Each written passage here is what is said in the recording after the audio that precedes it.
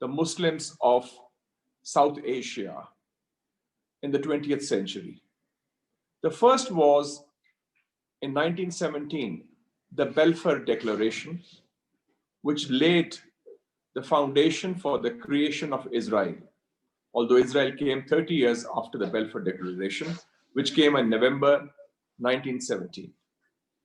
The second event was the situation in Turkey, where the Khilafat, the Caliphate, the Osmania Caliphate was overthrown and a republic was proclaimed in 1920s.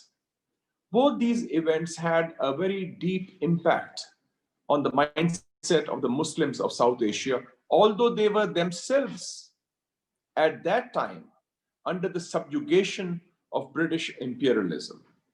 But there was this pan-Islamist solidarity, camaraderie, and support, which was evident. For example, the first medical mission from Muslims of India went to Turkey in 1912.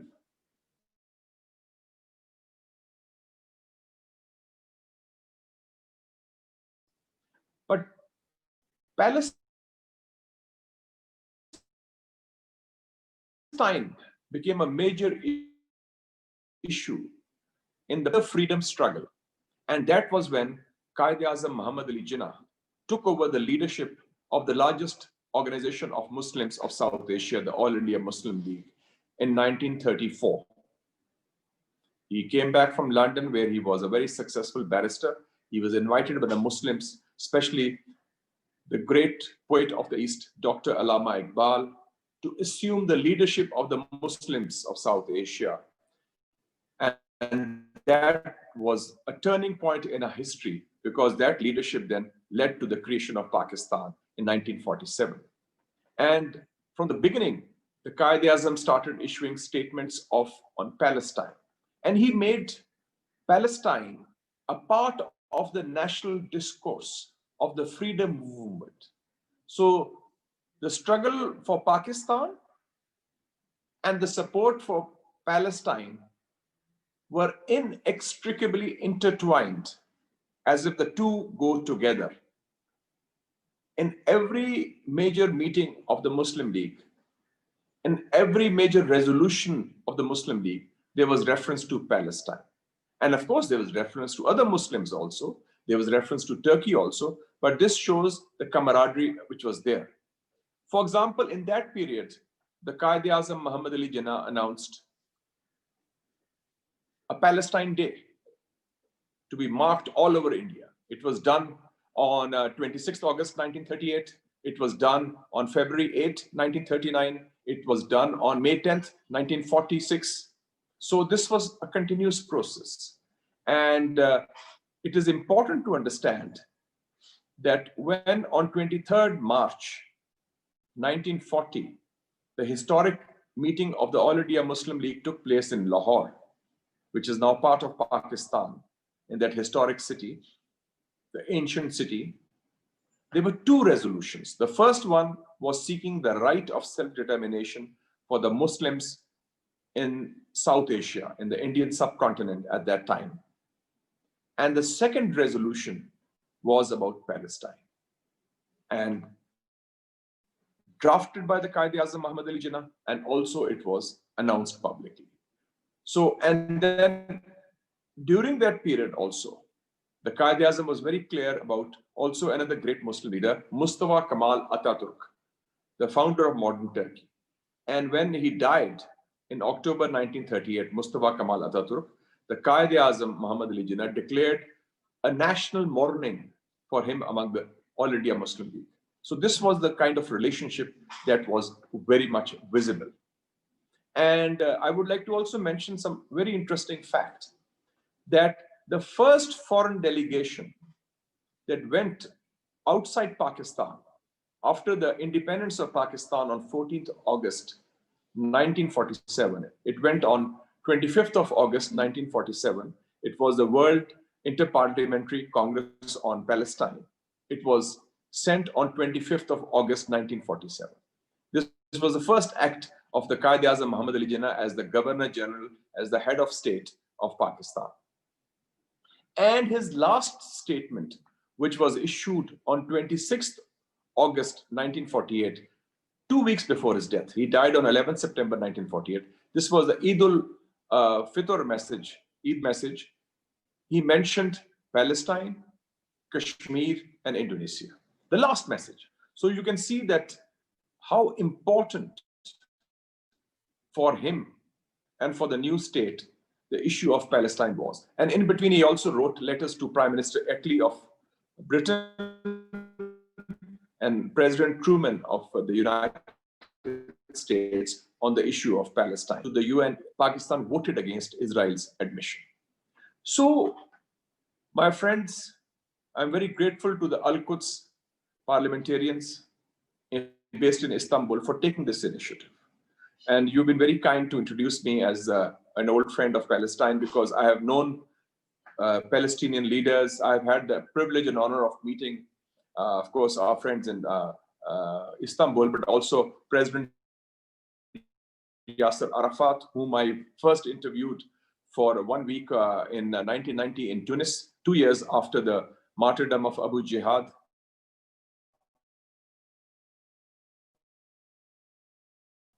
I have had the pleasure, and I was the head of the Popular Front for the Liberation of Palestine, PFLP. I've also had the honor of meeting Laila Khalid, and I also had hosted Mahmoud Zahar, the foreign minister of Palestine, after the Hamas government was elected in Gaza in 2006, and he came to Pakistan on an official visit. So there is a long-standing relationship that I've had with on the Palestinian issue. And when President Arafat came to Pakistan soon after we became a nuclear power, I had the honor to be his minister in waiting. I was Minister for Information and Broadcasting. And here in Pakistan, apart from what you have mentioned, I'd like to mention that we have established a parliamentary forum on what I called PKR, Palestine, Kashmir, and Rohingya. So this is just the context to understand. So what is the genesis of Pakistan's position on position? Number one, it is also anti-imperialism, anti-colonialism, because Israel's establishment was part of the colonial project. Just as our forefathers, including my own father, who was an activist in the freedom movement as a student leader from Lahore, and who attended the session in Lucknow in 1937, and also in Lahore in 1940, he was in the Muslim Students Federation, and he, before his death 3 years ago, he mentioned some of the details of these meetings with the Quaid-e-Azam and Dr. Iqbal, that how important the struggle against imperialism and British colonialism was, because the British colonialists were allied with the Congress Party against the Muslim League. They did not want Pakistan. So for Pakistan, anti-imperialism, struggle against colonialism was a very important article of faith, matter of principle. That's the first point. The second point is the issue of Pakistan's support for Palestine. It's linked to also Muslim solidarity. Solidarity of the Muslims. It's a view that we have done in other areas, and this has been across the board. And I'll just give you an example. The Quaid-e-Azam took this position on the Muslims of Palestine, on Kashmir, on Indonesia, on Turkey, on Nigeria even, and the struggle in Algeria and Tunisia also. And then later on also, when I'll explain the position, it was very, very clear. So that is extremely important. And then it is also the issue of the right of self-determination, because Pakistan emerged through a democratic process which was upholding the right of self-determination.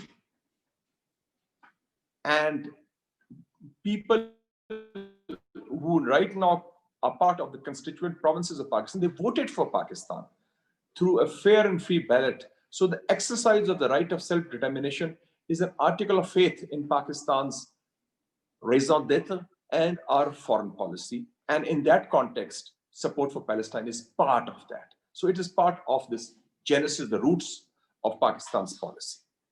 Now we come to Pakistan. When Quaid-e-Azam died, it is important to understand that we continued this policy. In the 50s and other areas, we took a very strong stand on Palestine and other issues of national liberation. Very few people know, and I'm glad that Mr. Brother Mukarram is there and other there listening. In the 1950s, when Pakistan was itself a young state, we had no oil money, we were not a rich country, but we were a very articulate spokesperson for the rights of the oppressed. We supported Eritrea's right of self-determination in the UN Security Council in 1952. And in Tunisia and Algeria, there were wars of liberation. Habib Bourguiba, the Tunisian leader, traveled on a Pakistan diplomatic passport. And they had offices in Karachi, which was the capital of Pakistan. Algeria, Farad Abbas was the leader of the government in exile, the prime minister. They were both fighting against French imperialism. And he'd also traveled on a Pakistan diplomatic passport. So we gave this, and their offices were located where? Internationally, at the Pakistan mission in New York, in the United Nations. So this was the extent of our support. So it's not just Palestine, it's other areas also. You can see that. And then, of course, we also supported later on in the 80s, Zimbabwe African National Union, Dr. Robert Mugabe, South Africa, Nelson Mandela, with arms and moral support and other things. When we come to Palestine, I just want to give you a few landmarks of our unique policy. Pakistan is the only non-Arab country which has participated in 2 Arab-Israeli wars.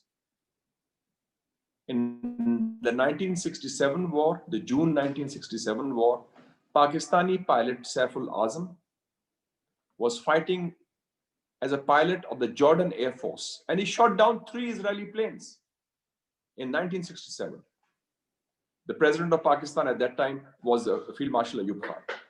And in October 1973, the Ramazan War, as they call it, the Arab-Israeli War, when Prime Minister Mr. Zulfikar Ali Bhutto, Captain Sattar Alvi was a pilot fighting in the Syrian Air Force, and he shot down an Israeli Mirage plane. So we were actually engaged in combat on behalf of our Arab brothers, whether it's Jordan in 67 and Syria in 1973. And Mr. Bhutto offered to Hafiz al-Assad at that time that if Damascus is threatened and it is by Israel, Pakistan is willing to airlift an armored brigade to protect Damascus from Israel. This was the extent of our solidarity. So you can see the principle of solidarity with the Arab world, with Palestine, has been very clearly there. And in 1974, in April 1974, there was the Islamic Summit held in Lahore, in Pakistan. And King Faisal Shahid was there, Yasser Arafat was there, Hafiz al-Assad was there, Muammar al-Qaddafi was there, Houari Boumediene was there, so a lot of other Arab leaders were there. Anwar al-Sadat was there. The first time that the Palestine Liberation Organization achieved international recognition at an international conference as the sole legitimate representative of the people of Palestine was in Lahore, and that was there. And this was 6 months before the Arab League did the same thing in October 1974. So we took, in Pakistani soil, this was done before that. So you can see that. And also in the 1982 Battle of Beirut, and this was told to me by Arafat when I interviewed him in Tunis in 1982. He said that during the Battle of Beirut, there were 3 countries which offered material support to the Palestinians when they were fighting the Phalangists and the Israelis. General Sharon was the defense minister, who's known as the butcher of Beirut. Pakistan, Iran, and Algeria. So Pakistan then also was in the forefront. Although we had a military regime then, General Ziaul-Haq was the military ruler, but you can see the policy of Pakistan. And then today, if you go to any Pakistani military training institution, the Pakistan Military Academy and Kakul, or the Command and Staff College in Quetta, you will find Palestinian cadets there. They are being trained. So this has been part of the discourse which is there. So when we talk of Pakistan's policy, we should get some facts clear that this policy of Pakistan has its roots in the vision, the principles, and the guidelines provided by the Quaid-e-Azam Muhammad Ali Jinnah, the founder of Pakistan, before the creation of Pakistan. This policy is not linked with the Arab League. This policy is not linked with the OIC, that, oh, the OIC has taken this position. It predates that. And this policy has been clearly enunciated over a period of time. And we were also one of the founders of the OIC in October 1969, when the OIC was established in Rabat after the attempt to desecrate the Al-Quds mosque. And there has been a lot of speculation. I think that speculation should rest, because 2 days ago, Israel publicly announced that before President Trump leaves office on 20th of January, 2021, he said there'll be one other country perhaps recognizing Israel. And that country is in the East, he said. But he said, I want to make it clear, this is not Pakistan. This was very clearly. And as you mentioned rightly, that in Pakistan, there is a broad national consensus, whether it is the government, whether it is the opposition, among the political forces. There are 3 or 4 issues in Pakistan on which there is a broad national consensus. One is the issue of Kashmir, then the issue of Palestine, then the issue of the nuclear program of Pakistan, and then there's the issue of the China-Pakistan Economic Corridor, which is CPEC, on which across the party lines, there is this consensus. Now, there has been speculation of late. I think there has been pressure because some Arab countries joined in that chorus of recognition. Pakistan made it very clear at the highest levels of the government. The Prime Minister and the Foreign Minister also recurred.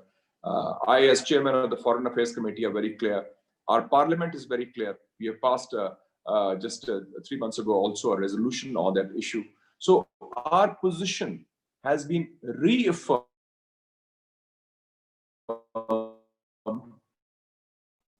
and reiterated. Yes, they have was scuttled because of the popular opposition to that and also the principle of it. Now, why is Pakistan not accepting that recognition? Why is Pakistan not recognizing Israel? Let me give you 3 reasons very clearly. Number 1, it is the legacy of the founding father of Pakistan. It is linked with the genesis of Pakistan. It is linked with the creation of Pakistan. It is the principle of anti-imperialism. We cannot accept any foreign occupation. And this, we did it before that, and we continue to do that. And this foreign occupation also is wherever. And we have had this position also of solidarity and support on the matter of principle throughout our history. Economic interest. Oh, that we will get some aid or some benefit if we do this, if we don't recognize Israel. Quaid-e-Azam did not expect any benefit. There were big powers supporting the creation of Israel. British imperialism was behind it. He was the biggest anti-imperialist fighter. He was the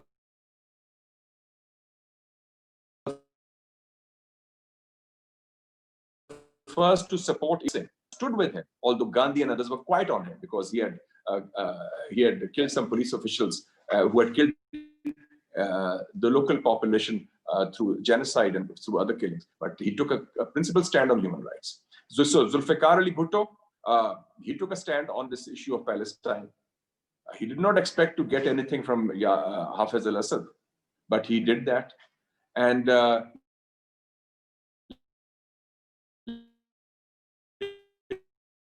later on, when he was Prime Minister in his first tenure, 1992-93, there was the issue of Bosnia.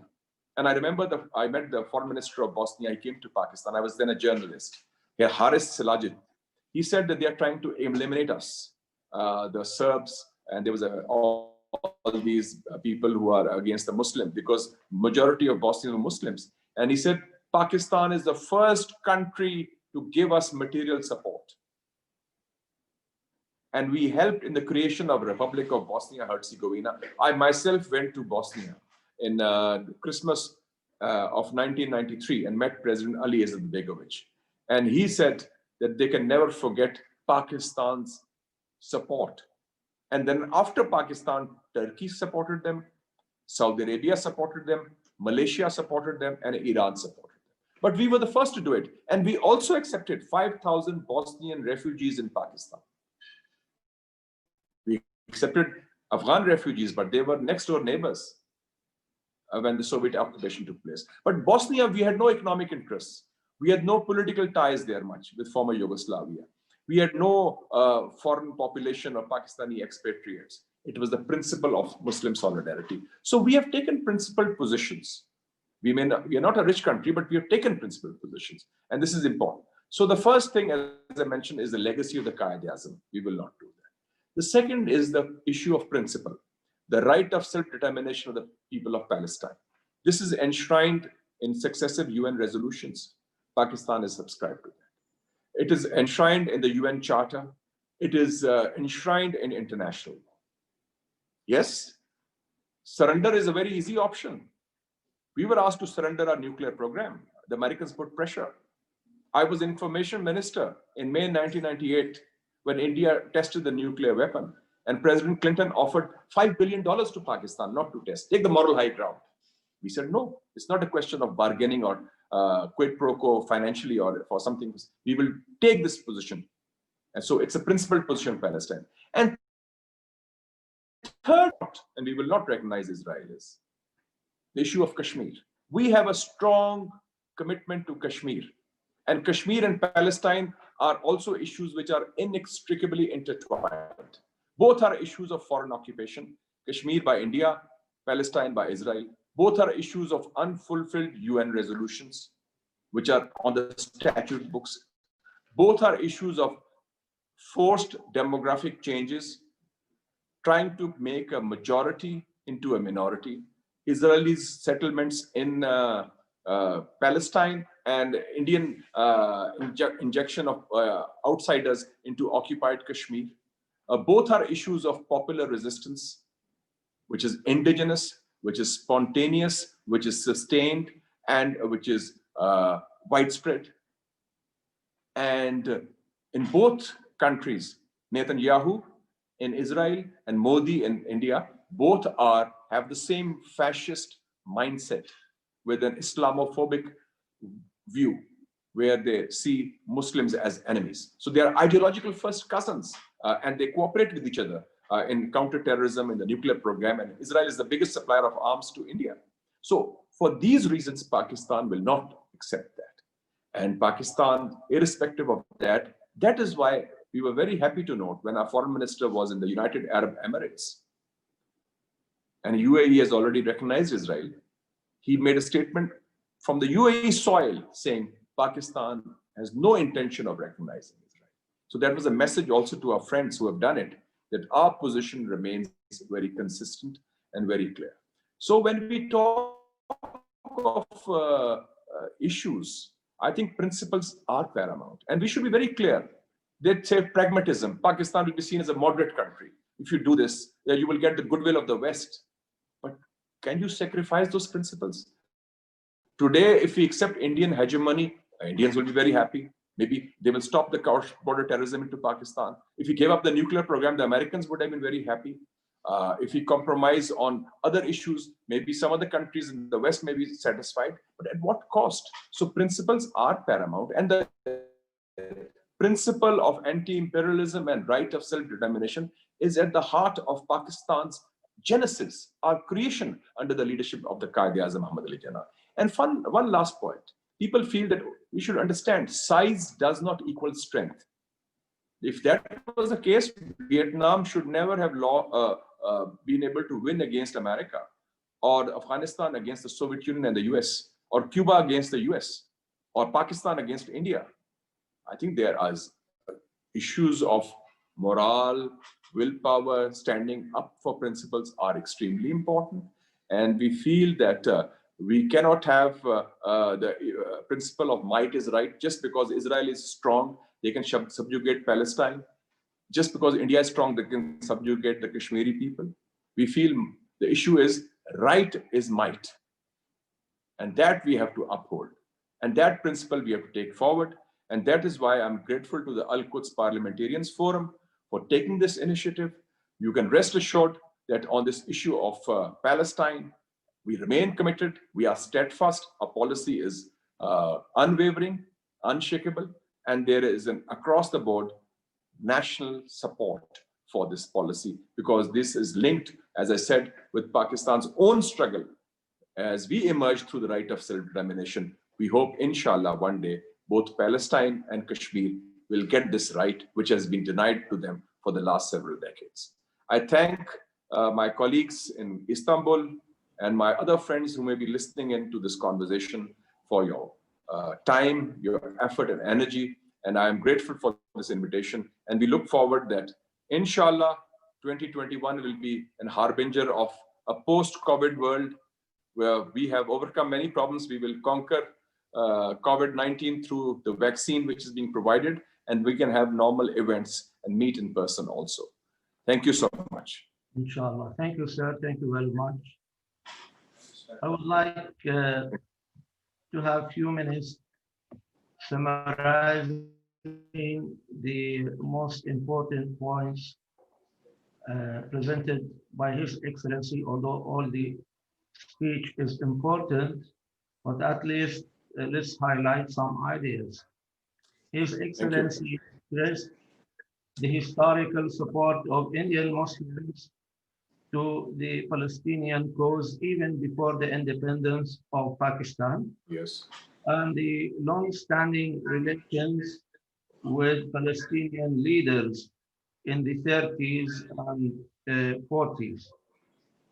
He also explained the genesis of the Pakistani stand on this issue, stressing the anti-imperialism struggle against colonialism, giving many examples, including supporting Muslims and non-Muslims countries alike, including Algeria, Indonesia, Turkey, Palestine, and also Kashmir.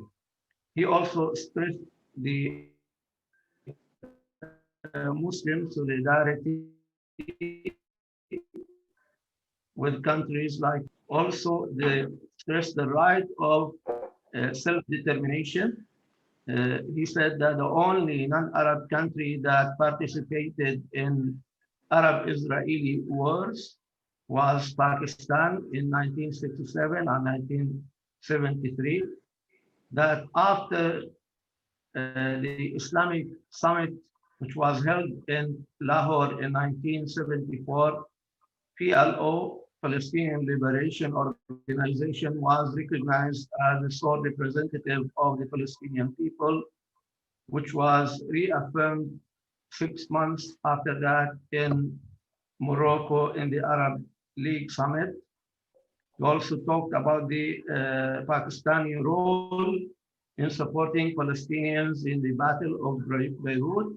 And he said that the help for Palestinian Authority and Palestinians still going on by accepting Palestinian cadets and training them in Pakistan. He said also that Pakistan position is not linked to the Arab League and OIC. It is a principled position, and it is a completely independent one. His Excellency said that there are issues of national consensus. One of them is Palestine. There was some pressure from Arab countries, but Pakistani officials reaffirmed the Pakistani position on the issue. Finally, he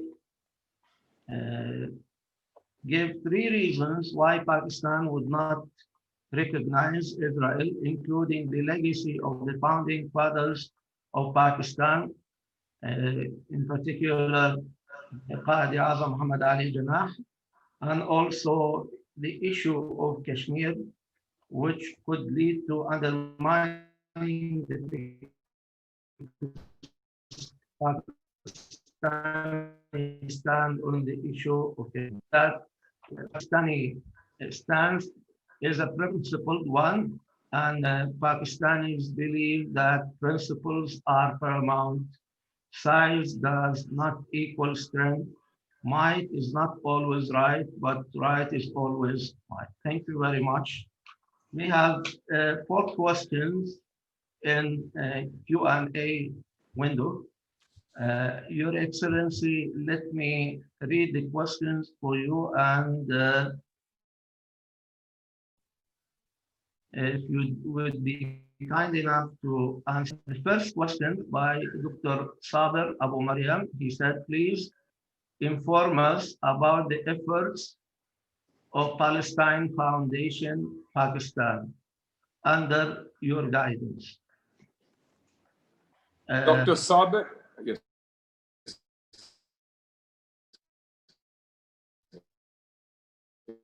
Yes, please. You want to add other questions, or this is the only one? Let's have those four questions, and that would be it. Okay. What's the stand of Pakistan on Golan Heights and the American initiative to change the capital of Israel to Jerusalem? This question is by Ghulam Nabi from Washington, D.C. Asking a question. If Pakistan establishes diplomatic relations with Israel, would Pakistan be able to lobby for the rights of Palestinians with Israel in a more potent way using official channels? Hamza Azhar Salam.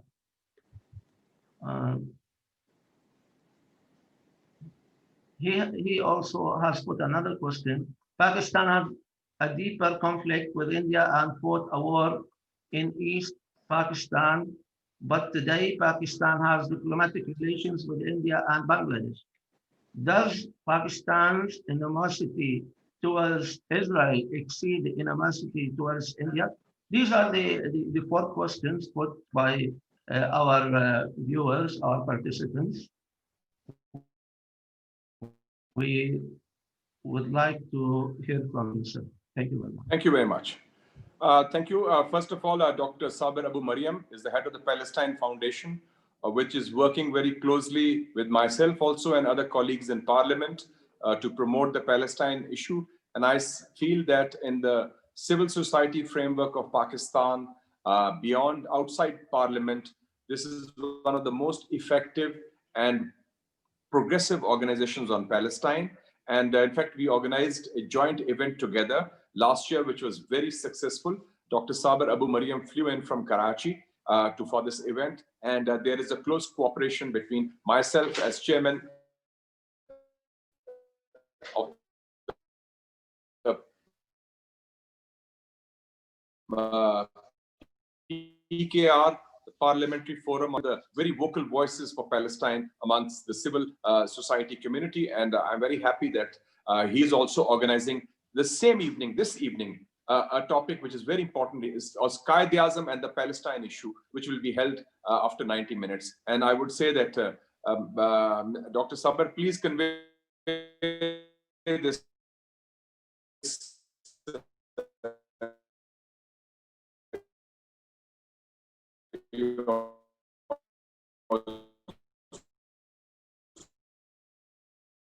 Zoom links to other people, because they I also think of our position is very clear. When the US shifted the embassy to Jerusalem, which was illegal under international law, under UN resolutions, and when the when Israel annexed Golan Heights, Pakistan on both occasions took a very strong position and condemned it and rejected it.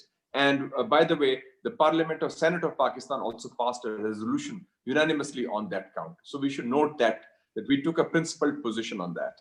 And by the way, talking of Senate of Pakistan resolutions, when there was an abortive military coup against President Erdogan in Turkey in July 2016, we were the first to have a only parliament in the world which passed a resolution of support and solidarity with the Turkish parliament was our parliament. And I led a delegation of all parties, of 9 parties, and we met President Erdogan for 90 minutes and also visited the Turkish parliament, which had been bombed by the coup plotters and 250 people were killed in the thing. So we took a principled position on that. And then there are questions from my friend, Mr. Hamza Aziz Salam, about 2 aspects of the question. That if Pakistan recognizes Israel, we'll be in a better position to lobby for Palestine. That would be theoretically the case if Israel was open to reason, to discuss demands. And what are the demands? That UN resolutions be implemented and the Palestinian people be given the right of self-determination under a 2-state solution. Today, that view has been totally rejected. They are not only occupying territory, which they had occupied since 1967, they are now annexing that. They have annexed Jerusalem, they have annexed the Golan Heights, Gaza is an occupied territory. So absolutely, if we do that, this will amount to surrender.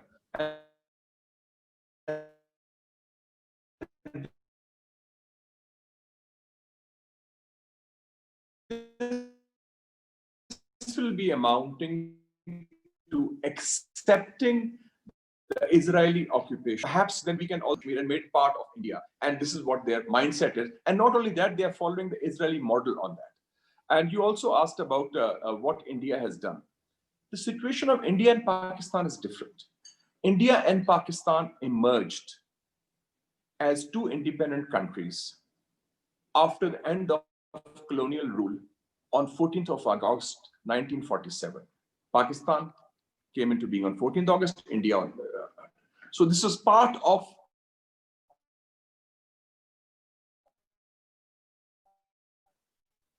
a political where we emerged in the text.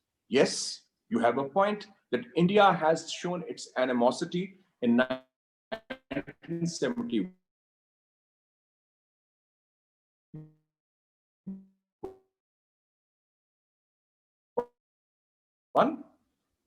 I would say in my humble that at the time of the election results had said Awami League has emerged as a majority party. We should have accepted it. It gave the opportunity for the military establishment to have a crackdown. But having said that, the cardinal sin was committed by India with the help of Soviet Union, that we were the first state after 1945, after World War II, to be partitioned through military aggression when East Pakistan was created, because India had this animus towards Pakistan. And on the same issue, if you remember, at that time, there was a secessionist movement in Nigeria called Biafra. The Soviet Union and India supported the federal government of Nigeria in suppressing the Biafran secession. But in East Pakistan, they did the opposite. They encouraged the secession because of the animus towards Pakistan, especially India. And India has had 17 secessionist movements. If we today declare support for Khalistan movement, say, which is part of Indian Punjab, then how will the Indian feel if it's tit for tat? So the Indian issue is somewhat different, because then if we accept the Israeli occupation of Palestine, and we are here after 70 years rejecting the Indian occupation of Kashmir, then we cannot have double standards like that. That we, on the same principle which we reject for India and Kashmir, we accept on Israel in Palestine just because we feel we might get some goodwill from the West. So that is not acceptable. I think that would be amounting to hypocrisy and double standards. And that would be something which will undermine and in fact totally destroy Pakistan's position on Kashmir. As far as Israel is concerned, let other countries do that. But Pakistan has its own position. Pakistan has its own perspective. It is at the heart of what this country is all about. Pakistan. It was created on a certain basis by a great leader. I think he was one of the greatest leaders of the 20th century, Quaid-e-Azam Muhammad Ali Jinnah. I think along with Chairman Mao and Lenin, I would rank him in that category, who changed the course of history. A country which did not exist on the map came into being. He changed geography. He changed the course of history, and he created a nation state. So I think, and that he did not through the military. He had no atom bomb. He had no military. He had no support of the British imperialists who were opposed to Pakistan. They were in league with Gandhi and Nehru in the Congress because he had the support of the people of the South Asian subcontinent. And he had character and he had leadership. I think that I once told Arafat that when I interviewed him, that I think the key issue is leadership. If Al-Fatah had shown vision and leadership at that time, perhaps the Palestinian issue would not be in that situation today as it was. So we were very fortunate. We had a great leader in the Quaid-e-Azam, and today we are able to live in Pakistan as free citizens of a free country. Thank you very much. Sir, would you be kind enough to answer one more question? Yes. Let us be the last question because it is 6 p.m. here. I have another meeting at 6 p.m., but I can... Just one more question. Yes. Our friend, Dr. Fazl Rahman, is asking, in face of growing pressure on Pakistan for establishing diplomatic ties with Israel, how do you perceive the future of Pak-Arab relationship? Pakistan faced pressure in 1974 when we started on the nuclear program. We were the first country to do that. And we faced pressure for 24 years. And in 1998, we overcame that pressure and we built the bomb. The whole world, the West was against us. There are 22 Arab countries. All are friends of Pakistan. Pakistan has stood by all of them. We have helped in the creation of the modern UAE. We have helped in the defense of Saudi Arabia. So let's not forget, we have helped in building up Qatar and Bahrain. Even today, Bahrain's security is provided by Pakistanis, and similarly Oman. So we face the pressure. Life is all about pressures and facing the pressures. It's not that you take the pressure. It is part of the thing. You stick to your guns.